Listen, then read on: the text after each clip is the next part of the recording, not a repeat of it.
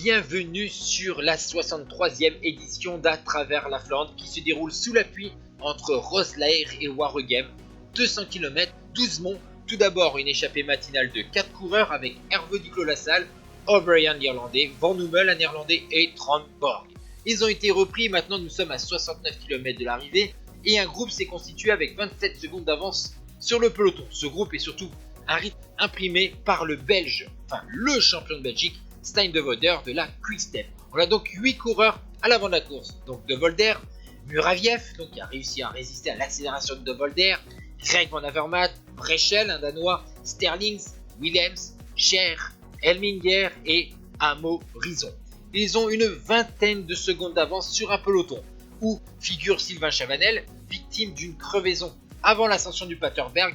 Le Français a été aidé par un équipier, il a été ramené au sein de ce peloton et maintenant il reste encore 55 km, pas mal de monts à gravir, les conditions climatiques sont difficiles avec la pluie, donc on va avoir droit à une belle bagarre entre les différents prétendants. D'ailleurs, à plus de 25 km de l'arrivée, un trio s'est constitué à l'avant de la course. Il y a donc Sylvain Chavanel de la Cofidis, vainqueur de la 5e étape du Tour méditerranéen, 2e du Tour d'Algarve, vainqueur de la 6e étape de Paris-Nice et 8e du classement général de la course au soleil. Il y a un Suisse, Elminger, encore lui, vainqueur du Grand Prix d'Isberg 2007 de la G2R.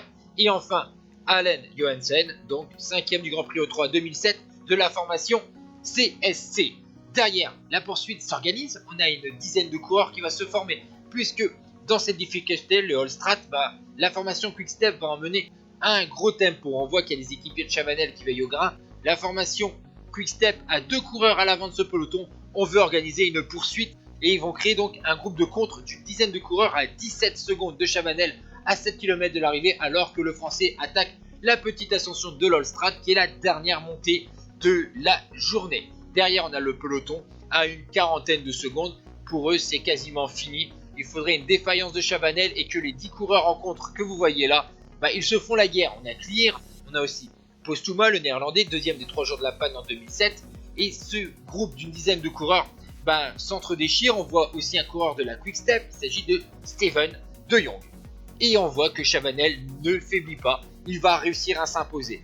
L'écart creuse, s'agrandit, on a une trentaine de secondes quasiment d'avance pour Chavanel sur le dernier kilomètre. Chavanel a le temps de lever les bras et de remporter à travers la Flandre dans des conditions incroyables, 4h36 de sel, sous une pluie battante et bien sûr un temps assez glacial. Nouvelle victoire donc pour le Français en cette année.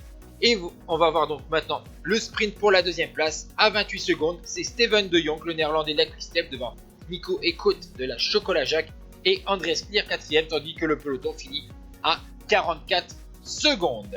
Avec donc ce nouveau succès, Sylvain Chavanel devient le premier Français à remporter la semi-classique belge de À travers la Flandre. Ciao tout.